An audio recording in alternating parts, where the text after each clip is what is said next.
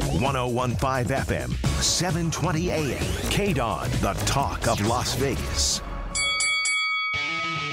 Ladies and gentlemen, welcome to the #1 professional wrestling radio show in Las Vegas. This is the Mark Hoke Show. The Mark Hoke Show.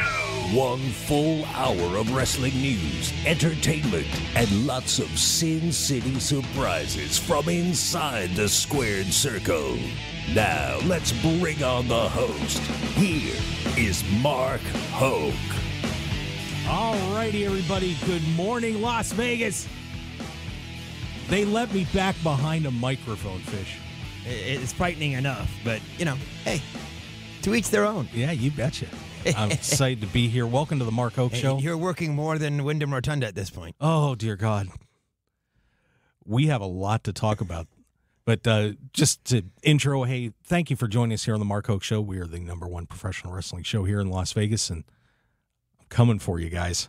You better watch out. I did in poker, so here we go. This is going to be fun. It'll be fun. And, of course, joined in the booth today by Andrew Fish. Fain, what's up, Fish? How you doing? I'm just thrilled to be a part of this. Anytime I can be a part of the #1 show in anywhere, I'm thrilled. And now you're talking, baseball's my wheelhouse, but wrestling is right there. When I said to Fish, hey, I'm going to be doing a wrestling show, you should have seen the gleam in his eye. It was like a little kid at Christmas that got the PlayStation, the Xbox, and the Switch at the same time. I could just see him like, hey, I said, hey, Fish, you want to hop in on this? Oh, yeah. Yep. You betcha, I'm in. So Fish is here. We're going to have a whole bunch of exciting characters joining us as we go along here on the show, too. We're really excited to be here. And just real quick thanks to KDWN and Mike Bottrell for getting me set up here. I want to thank Bob Lusk, my buddy from Blue Rail, for you guys that follow the poker show. You know about Bob and the work he did with Blue Rail for helping set up the website. Bob, thank you for that. John Lindquist, whose voice you're going to hear on all the elements on the show. John, of course, a Nevada Broadcasting Hall of Famer, and in my opinion, the best voice in Las Vegas. He ought to be here. We need to get him on a KDWN. I have no doubt. He's the man. And want to thank my friend Robin Sandler and $5logo.com for doing the new logo. I think it came out all right. It's beautiful. You kidding? Yeah, I thought it was pretty solid. This is gold, baby. Yeah, I had to update. I had the old one up on the website for it. Now. Yeah, it's pretty sexy. I'm gonna go with it. It's not a discount double check. It's just the strap. Yeah. I need a little more of a discount double check right now. I gotta get myself back in shape here, a little wrestling shape. Let's see. Do we have Joe? Trying to see if we got Joe on the line here yet. But we're going to be joined by future stars of wrestling, Joe DeFalco, coming on the show with us. We're going to have some fun with Joe. They've got some really exciting stuff going on here in Las Vegas around SummerSlam weekend, too. So we're looking forward to having Joe on the show. I do have a quick question for you about SummerSlam. What are your thoughts of the fact that it's on a Saturday? I know it's the same day as a fight, and Vince McMahon promises it'll end before the fight begins. But do you think it's a good move to have it on a Saturday, or you prefer to keep them on Sundays? I'm torn on it. Obviously, I think it's a huge busy weekend, if I remember right, in Las Vegas, and you got exhibition football. I think Pacquiao fight. There's a lot happening, so it's just when they can get in the stadium. But I guess so. Yeah, so we're all good. Do we have Joe? Not yet. Okay, so we're waiting on getting Joe in here. But let's get started here. As soon as we get Joe on, we'll have him join in the discussion. It's a good thing that nothing has been going on in wrestling in the past week and a half. Fish. Big yawn. Oh, my God. The big thing that just hit yesterday, Bray Wyatt, Wyndham Rotunda, as his real name is, and we may be hearing more of that name in the future, gone. See ya. Future endeavored from WWE.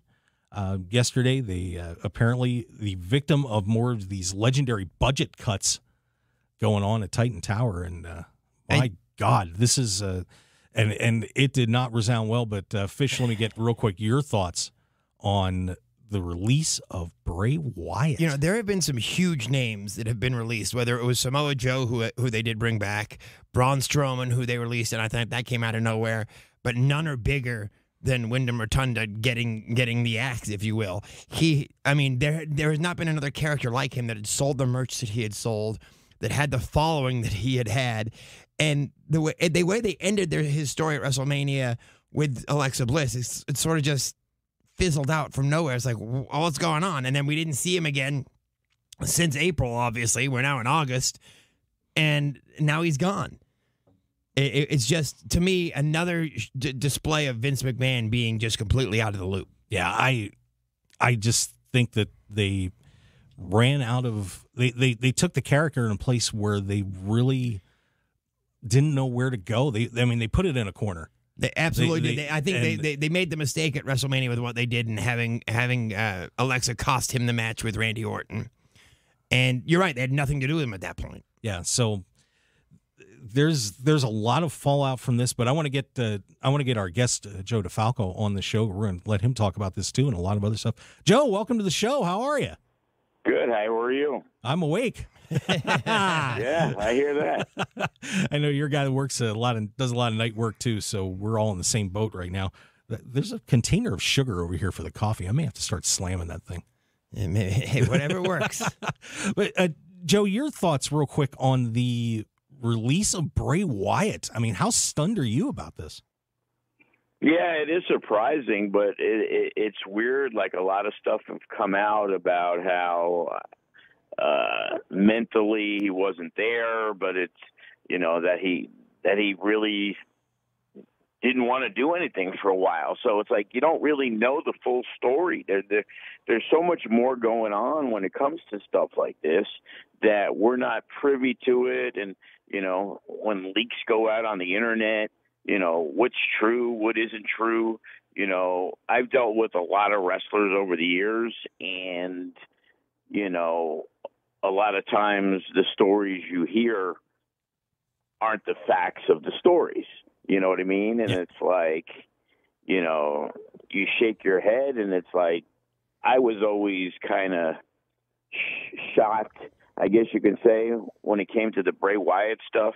It was like he was in, he was out. It looks like he was getting this big push, and then it was stopped. And then, like, adding Alexa Bliss into the thing, I thought, as I heard you talking about with the WrestleMania thing, it was all weird. But it's no different than Braun Strowman, who looked like he was going to be maybe the face of the company. Right. Now, and all of a sudden, like, the dude's gone. And then all of a sudden it was like, oh, his merch showed up. Oh, now it was a mistake. And it's like, it's hard to believe that they could make these mistakes. Now, in April, when they had the big first round of cuts, one of those cuts was Bo Dallas. Do you think that has anything to do with his because obviously Bo Dallas being his brother would have anything to do with his attitude towards the company because they released his brother, or is that just really neither here nor there when it comes to it? I don't think so. I'm one of the biggest Bo Dallas fans. It's like, I want him to be the FSW champion. I thought Bo Dallas got over in 2 or 3 different spots that he was given, whether it was the Bo Leave, which was corny as can be, and Loved was it. awesome. And then when he was kind of looked like a drug lord when he came out as the Miz's bodyguard, and he was in great shape, and it was like this guy got himself over. I've seen it time and time again.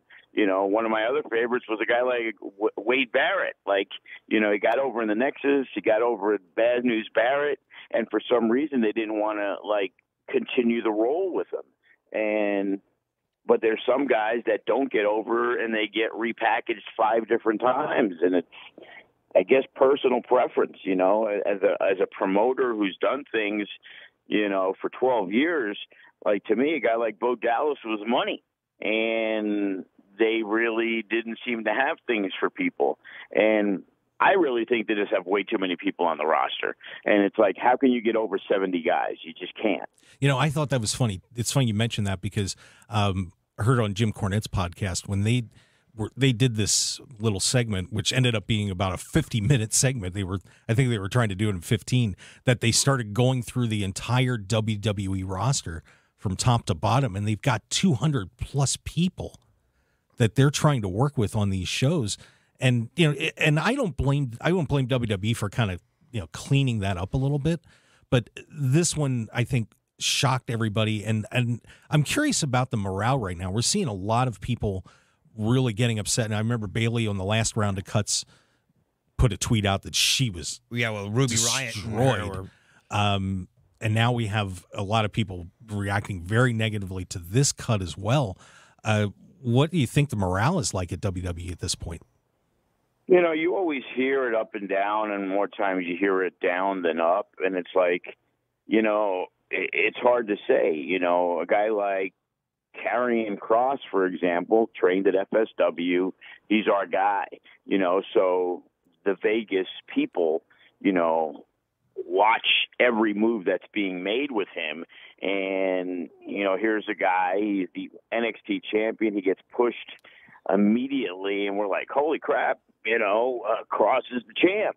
And then he goes to Monday Night Raw, and right before that, he kind of goes on 205 and does some stuff, and everybody's paying attention, and they see Scarlett not with them, and it's like, what are they doing? They're killing Kross. And then all of a sudden he loses to Jeff Hardy, and everybody's going wild. And it's like, as watching WWE and not really appreciating a lot of the stories that they do, even I, with Kross, think there has to be more to it than then, hey, we're going to bring you up and show you who the boss is, and we're going to have you lose to Jeff Hardy.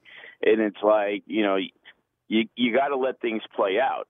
And, you know, it could be garbage, but you at least have to let it play out before, you know, you see what's going on. And, you know, guys are getting paid a lot of money. There's a lot of guys that are just happy to have a job. And then there's other guys that, you know what, you don't got something for me. You know, Austin Aries, you know, when he came in, you know what, you guys got nothing for me, just release me. You know, let me go do my thing. I'll go make my money elsewhere. I don't feel like sitting around doing nothing, even though the guy was going to get paid to do it, you know, and everybody's different.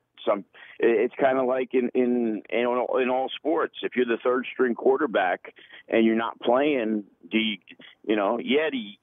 care, but you're getting paid. You're not going to be like, you know what, cut me. I'm going to go somewhere else because I'm going to start, because you have no idea. And there's so many options these days, but I've seen it with people that I've worked with that, you know, because of AEW, and maybe they're in NWA, or maybe they're in Impact, or whatever it is, that they always think the grass is greener on the other side. And I've seen guys who legitimately have been, you know, asking for releases because they think AEW is going to sign them right up, you know, and in some cases they do, but you have to be a top tier guy. And bottom line is you can't have, as you said, 200 top-tier guys. So it's like, how about you focus on the main guys? Like, I never understood why John Cena would only be on one show. It's like, he's your number one guy.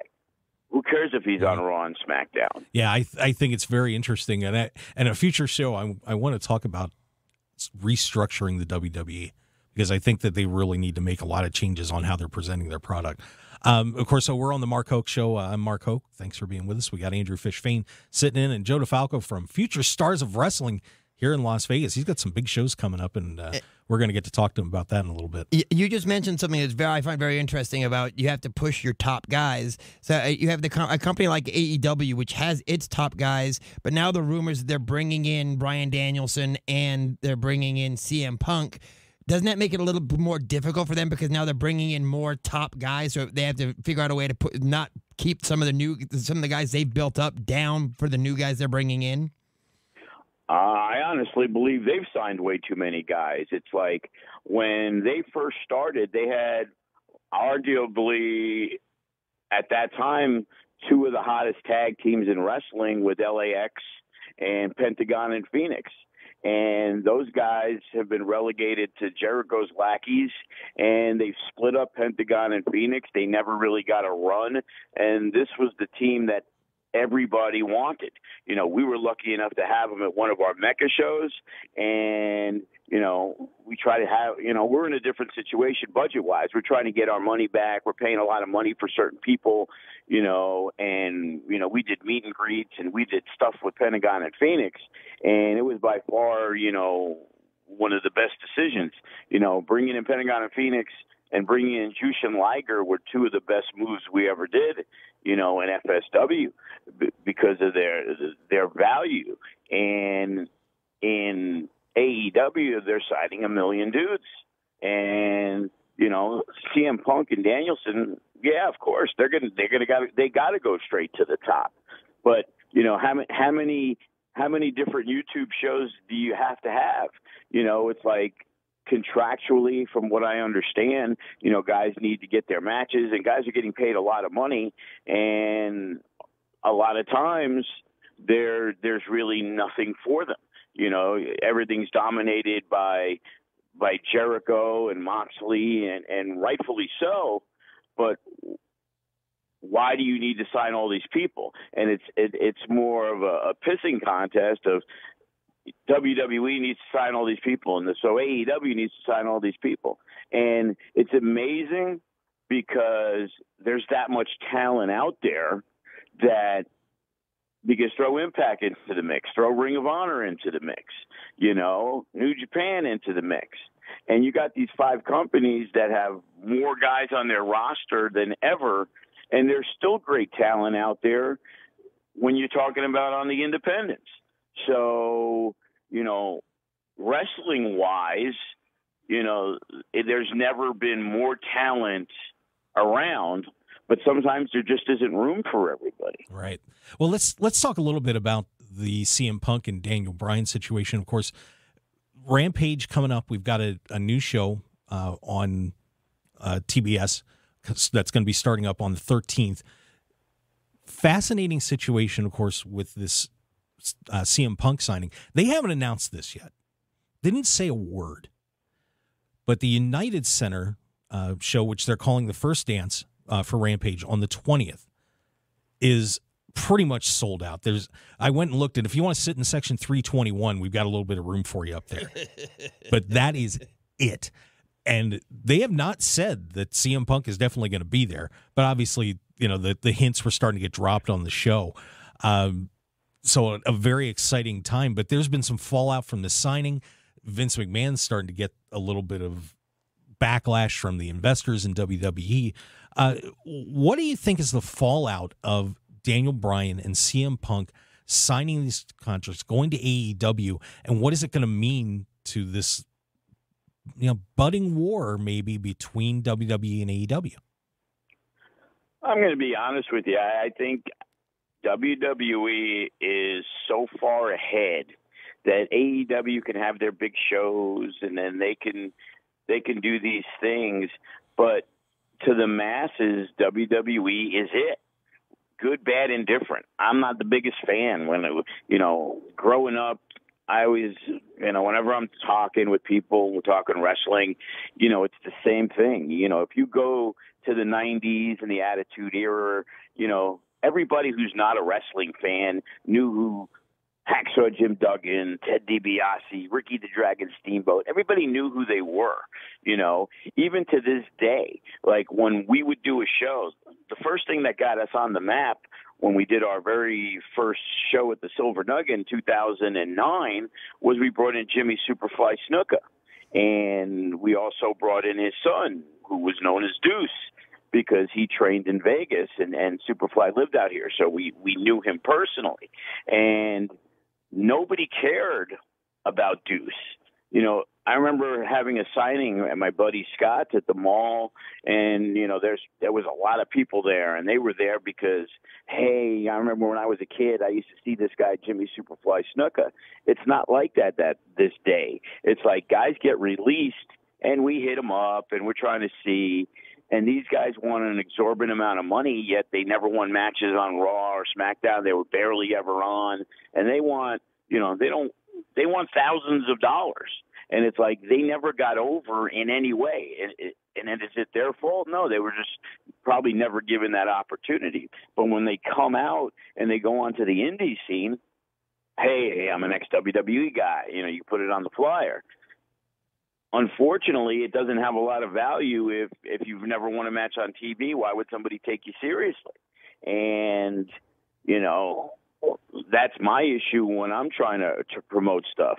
When like who's got value for the dollar, you know? And CM Punk was never going back to the WWE. No, like, he was not.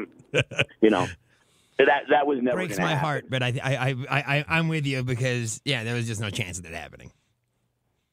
Too many burnt bridges on that. You send a guy but a I future also endeavor never letter thought on your that wedding day. the Big Yeah. Show or Mark Henry would go to AEW. So Yeah. These comments from Vince McMahon at that investors meeting, where he said, "I don't consider them competition in the way that I would consider WCW back in the day, not anywhere near close to that. And I'm not so sure what their investments are as far as their talent is concerned, but perhaps we can give them some more." Do you think that was a smokescreen? Do you think that Vince has any concerns about what's happening in AEW, that they are starting to move up a little bit? I'm curious to hear, from the inside what your thoughts are about Vince's feelings. They're moving up a little bit, but the battle was NXT and AEW. So the fact that AEW is beating the third-ranked show that's considered a minor league show, even though they try to act like it isn't, it's the developmental of the guys that they really want to get ready for the main roster. And AEW was going back and forth, and that's not that isn't a Wednesday night war when you beat the third show that they have. Totally agree. Go head to head with Raw and SmackDown, and now let's see how you do. Do they have talent? Do they have a TV outlet? They got things that nobody ever had before. And, you can look at what Vince McMahon said in two different ways. I don't look at it as competition with WCW because what he continued to say was Ted Turner, all the assets of Turner Broadcasting was in their pocket. AEW has a time slot on Turner, and they gave him another time slot, but they don't devote all their promotion to that, where with WCW, they could if they wanted to. And at times they probably did. AEW is doing fine. If they concentrate on what they're doing, to worry about WWE, hey, as you said, they sold out Chicago, But if you also noticed before the pandemic, they started having some trouble selling tickets because it's easy to do one big show every 4 months, and they got people from all over the country to come to Vegas. They got people from all over the country to go to Chicago. Now you got weekly television. Those people aren't going to be traveling all over. So you got to get a lot more fans to fill 10, 15, 20,000 seat arenas if now you're doing a live show every week and now you're doing 2 shows every week. Well, WWE's done it for 50 years. Vince McMahon used to have, in my opinion at least, the golden touch. Anything that he touched seemed to turn to gold and work. It seems to me, anyway, that he has lost some of that touch. Is it time for him to step down, or is this something that's just never going to happen? I don't think it's going to happen until he dies, to be honest with you. It's like, yeah, I personally believe he's out of touch, and I'm 56 years old. I grew up with Vince McMahon. He was the announcer on the show. When I'm with you. I'm 52. Watching. Yeah, I'm 52, and I was watching the same stuff. I'm the youngest one in the room. That's right. At 51. Yeah. Wow. So the thing is, it's like, he was always into the poopy humor and the Cena stuff that if I'm thinking it's dumb, I'm pretty sure the 25-year-old and the newer fan base is dumb. What AEW is smart as they're starting to get the 20-something crew. Yeah, they are fan base. Yeah, they are picking that up. We're going to be headed to break here in just a second, and when we come back, we're going to talk more about FSW, of course. But I want to talk about Nick Gage showing up on a mainstream wrestling show on AEW. And, of course, you guys are going to be doing some work with GCW, too, so we're going to discuss that. Gage. So it should be fun. So we will be back from a little 3-minute break here on the Mark Hoke Show. Thank you for joining us here on KDWN, 101.5 FM, 720 AM. We will be right back.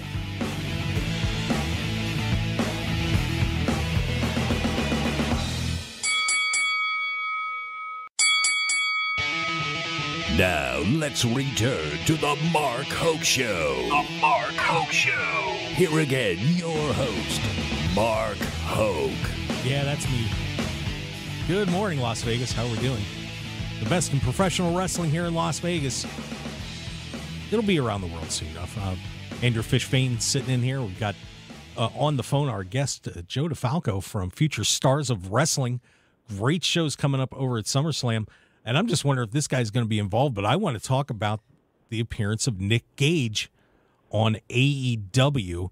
Of course, Nick is known as the Deathmatch Master, works with Game Changing Wrestling promotion. And they did a death match with Chris Jericho as one of the Labors of Jericho on AEW this last week. First, your reaction to the match being on AEW, Joe, did you think that was a good idea to have that on network TV? I kind of have my thoughts on it, but I want to hear what you think first. First off, I think absolutely. Secondly, I popped because I heard my guy John Lindquist doing the voiceover there. I love John. I worked with him on my radio show in 1999. John's the man. If you ever need voice work, John's the best. Yeah, we re-hooked up. He's actually done some stuff for our FSW network and things. Nobody better than John. But nope. Nick Gage, we had him a couple times, and he was a great dude to work with, and he took his craft seriously, and having that on there, that's what differentiates AEW. It's like they're willing to do that and bring in different people. And, WWE had always been this sheltered company that, even going back to the day, you would think Macho Man Randy Savage never wrestled anywhere until he showed up in the WWF. And it's like with the internet and social media, especially, everybody knows who everybody is. So it's like, don't hide it. Don't take advantage of it. The problem is like if Nick Gage showed up on NXT, he would be Rick Page. You know what I mean? It's like... Yeah, that's true. That is very true. Doing that, they got new eyes on their product, AEW. GCW is... extremely hot because during the pandemic, they're one of the few companies, that ran. We've been fortunate that because of our success and the relationships that I've made over the years, when Ring of Honor's out here, we work with them. When Impact's out here, we work with them. So now GCW is out here, we work with them, and we've done enough good things with them that they're confident to incorporate us into a joint show that we're going to do because they see our success in Vegas, and it's going to enhance, both companies. And working with these relationships, there's so many companies, as you see now, with Impact and New Japan and AEW, and everybody's working together, and everybody... That's the only way. If anybody's ever going to beat WWE, it's like New Japan and AEW and all these companies doing stuff together to be able to get more of those eyes, on their product. So Nick Gage is, I guarantee you, there was all the I know for a fact all the GCW fans were tuned into AEW that may never have watched that show before. So if they can continue to do that, why not?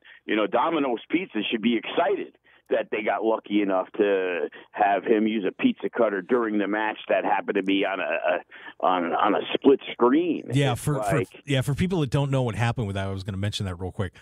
Nick Gage, one of Nick Gage's things that he does in these death matches is he uses a pizza cutter on people in some rather vicious ways, to say the least. And he did it to Jericho right when there was a split screen coming. When they went to break, Jericho's getting slashed with a pizza cutter on his head while Domino's Pizza has a commercial running with a pizza cutter going through the pizza. And there was some fallout from that. But, of course, there were some questions about whether WWE actually planted one of this article or what kind of press Domino's was getting from this or how they reacted. But that was a fascinating situation.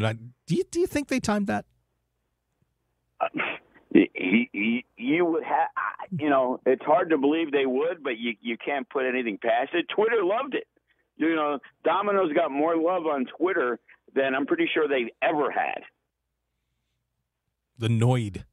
Maybe we need to have a match with the Noid at your upcoming event. Nick Gage against the Noid. Fish, you could be the Noid. I would be more than happy to be the Noid, but the interesting thing to me is realizing that Nick Gage had just lost to Matt Cardona as well. Yes, to lose the GCW title. Right. And that was it. That was an interesting situation too, because I was sitting there thinking, is that part of the reason that Nick dropped the belt to Matt so he could go on AEW? So you go on AEW without the belt. You didn't have any situation with the GCW champion coming out and getting losing beat to Jericho and so on. I'm sure. Do you think that was some consideration on all that? I personally don't. I think it was a brilliant move because when Cardona came in, he was that anti-GCW guy. And if you're going to move the belt to somebody, he's the perfect dude because, the crowd's going berserk because they hate him. It was kind of like at ECW One Night Stand with John Cena. Yeah. RVD winning was the biggest thing ever. The little company that could. And, their guy, beat the WWE machine. And with Cardona, it's like he came out, he did the promo. The first one he came out, it looked like he was John Moxley. He was doing the strut because Moxley was doing stuff in GCW. But now they got to run to where I look at it as kind of like when the Honky Tonk Man won the Intercontinental. God, you that were hurts tuning so in bad. every time because you always thought he was going to lose the belt. Now, anybody who wrestles Cardona in GCW is going to be the biggest fan favorite that GCW has because they want to get the belt off that guy. Yeah, if you haven't seen the video, and by the way, for a casual person who doesn't know who Matt Cardona is, he used to be Zack Ryder. Woo, woo, woo. Yes. And he won. Another guy got buried by WWE. He got himself over. You betcha. And Matt wrestled Nick Gage in a death match for the GCW title, won it. Pelted for it. The place went insane. The Republic Trash would have needed a truck out there to get all that junk out of the ring that got thrown at Matt Cardona, and he was busted up really badly too. Chelsea Green, they showed some pictures of her, them back at the hotel, and just it was carnage. He was pretty messed up, but it was something to see Matt Cardona wrestling Nick Gage in a death match. Yeah, it's amazing to see what guys will do for the love of the game. Like, who thought Chris Jericho would take a pizza cutter to his head? Yeah, at this point in his career, he didn't need to. No, he did not. And AEW is doing it again this week because now they're bringing back Juventud Guerrera, who we haven't seen in I don't know how long. Yeah, you know what? The legends sell. In Vegas, GCW, our guy Chris Bay, he's working Too Cold Scorpio. Nice. And, we're working on it on the joint show. Ricky Morton's going to be in all weekend, and, we're looking at doing something with Ricky Morton on our show with GCW. Yeah, I reached out to Ricky. I want to get him on the show. I love the Rock and Roll Express. Oh, my God. Oh, I hated them. I'm with you. I was never a fan of Rock and Roll Express. But I respected their talent. Just never a big fan of Gibson and Morton. Sorry. I was a Midnight Express fan, but it had to be Bobby Eaton and Stan Lane. Yeah, Sweet Stan and Beautiful Bobby. Tag. Absolutely. I liked the Midnight Express, too. I loved all the tag teams. I really did. I mean, I was always a heel guy. I always hated the baby for the Fantastics. They were horrible. Oh my gosh, hating on the Fantastics too. They had some great matches with the Sheepers. See, now I'm going to get. This is where we're going to get into some old school discussions on this show as we go along, guaranteed. But they had some amazing matches with the Sheepherders back in the day. With of course, yeah, the Sheepherders were maniacal before they became the Bushwhackers. Yep. I still couldn't believe that because I remember, man, we're getting off topic a little bit, but I still remember when I saw the Sheepherders were coming to WWE And I'm like, oh, we're gonna have this nasty tag team, and all of a sudden you get, yay, whoa, and people licking their heads, and I'm like, what happened? They got commercialized. They got WWE. They decided they wanted to make money. Yeah, that's a good point. You know, I hate when that happens. These people want to make money, and you don't have to bleed like crazy for it too. So, well, let's talk a little bit about what you're doing with FSW. Of course, you have the promotion, you have the training academy here in Las Vegas. Give us first a little bit of an overview of what you do with Future Stars of Wrestling. You know, we do it all. It's a one-stop shop. It was like I said, you know, in '99 I started. I'm like, you know, internet just started getting, you know, popular, and you know, and I remember talking to people, and there was this scoop site that was a big deal, and getting, you know, when I lived in New York, Jody McDonald was on like Fain, which was the big New York sports station, and I remember driving home from work on Saturdays at midnight, and he would always, you know, he always give you those inside scoops on stuff you didn't know, and as a huge wrestling fan, you always wanted to hear the latest and who was going over where, so I decided to start a wrestling show, and initially I contacted WWE, and they were really cordial about things. My first show, I was going to have D'Lo Brown on, all excited. I came home from doing something, and I got a message. It was like, D'Lo's not going to be able to make it. And I was like, that kind of sucks. Well, we got a replacement for you, and it's going to be The Rock. So on my very first show, I got to interview The Rock. That's amazing. So it was like, you know, it was all downhill from there. But hey, I did my show at the All-Star Cafe, and then I went to the Nitro Grill, which was the wrestling-themed restaurant from the Excalibur. And then we started doing the shows there like Friday nights whenever they had their guests. So I had like Vampiro and Jeff Jarrett and anybody who was doing the signings there. And as time progressed, it was like, I want to start this. You know, there was a guy, Buffalo Jim, in town who was running his own wrestling stuff. And I remember his very first show, he had like Too Cold Scorpio on it, and Barry O, which was I remember his brother. Yeah. And I'm like, he was using a lot of the local kids who weren't even like really ready to wrestle. They weren't good at all. And they did a show at the Orleans and did almost like 1,000 people. And I was like, wow, this is amazing. And the show kind of pretty much sucked. You know what I mean? And it was like, and then the next show they did like 350, and then the next show, you know, they were doing it out of his facility. And I'm like, man, I know I could do this better than that. And we tried something that was called Vegas Extreme, and we brought in talent. You know, we had Mike Knox worked for us, and Snuka Jr., which was Deuce, and, you know, a lot of guys, you know, Ace Steel, who was, you know, running with CM Punk at the time, and we knew Punk from that, but we never got him. But we you know, our main roster guys, Derek Nykirk, who worked, you know, for the WWE for a long time, and wrestling was regulated, blah, blah, blah. We couldn't really do anything. So in 2009, they deregulated wrestling, and I'm like, you know what, I'm going to give this a shot. Future Stars of Wrestling was born. We brought in Mike Modest from Beyond the Mat. He became our first head trainer. We decided to open up a school because people come to shows, which we were doing at the Silver Nugget. And they were like, you know, want to learn how to wrestle, blah, blah, blah. And I used to keep sending them to the my guy Legacy. And Legacy was running a school, and it was like, well, we're giving this guy business when we can doing the business ourselves. So Modest relocated, and we found ourselves a facility. And now, besides being a facility, we were able to, you know, grow homegrown talent. And, you know, early on, we brought in names that are now huge names. You know, I remember the very first show at the Silver Nugget. You know, we had the Reno Scum. We had Brian Cage.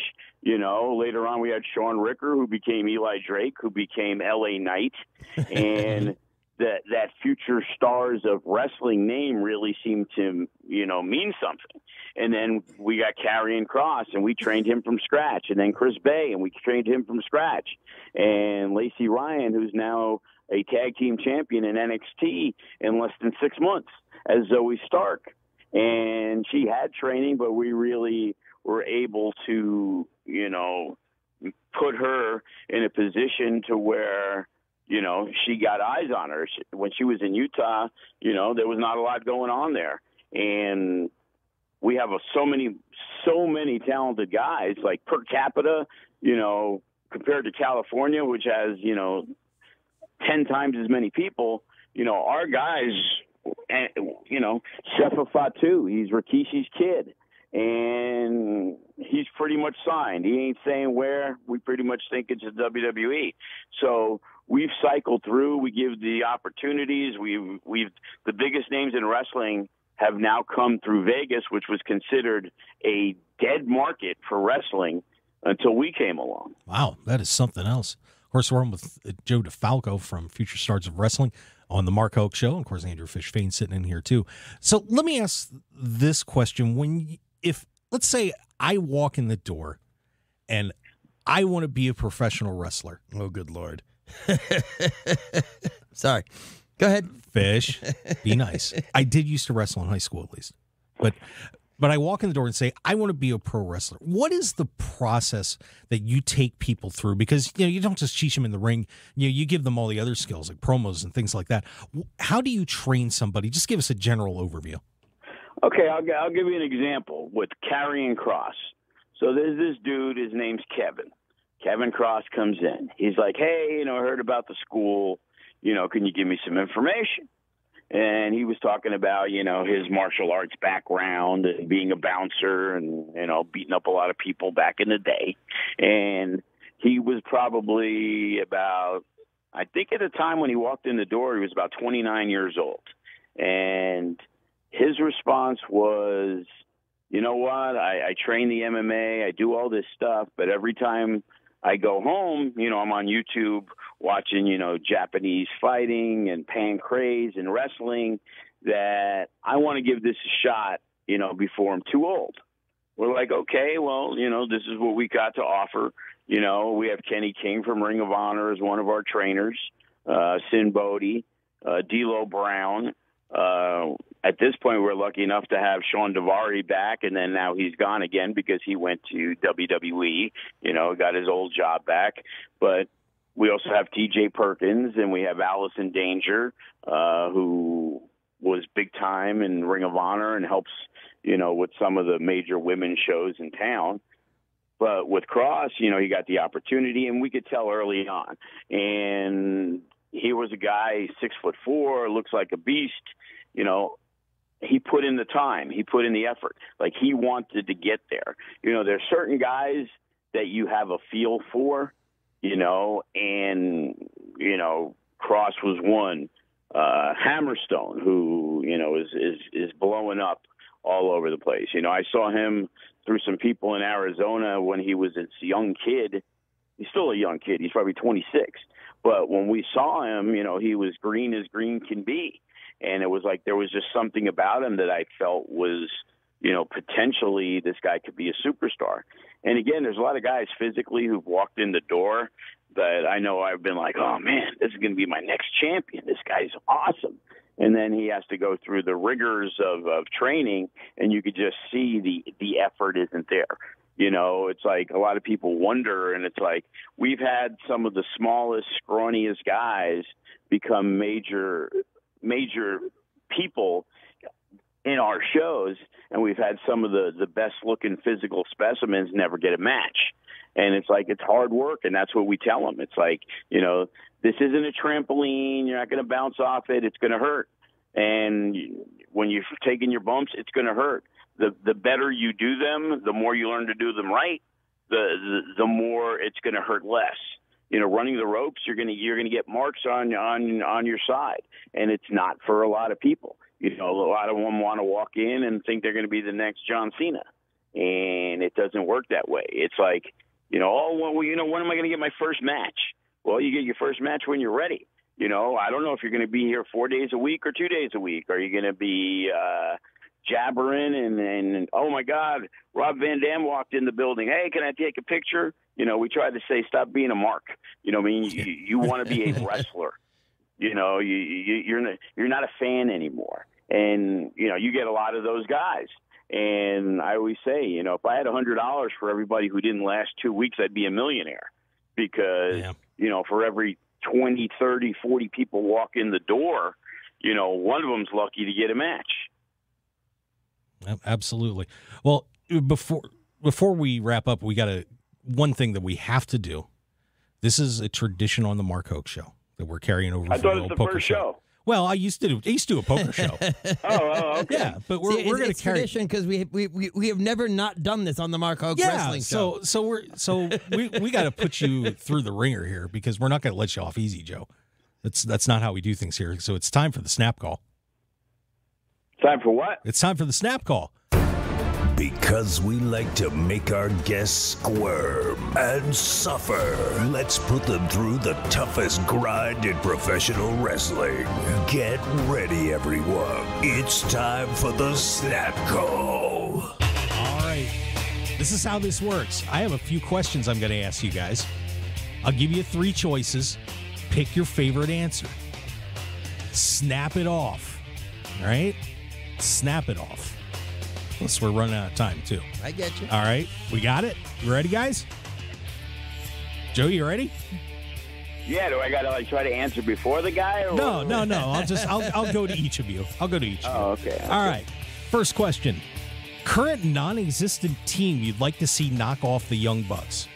CM Punk and Bryan Danielson, Mark Henry and The Big Show, or Eric Redbeard and Wyndham Rotunda? Go ahead, Fish. I'll go to you first. I'd say Mark Henry and The Big Show just to see them squash the Young Bucks. There you go. Joe, what do you think?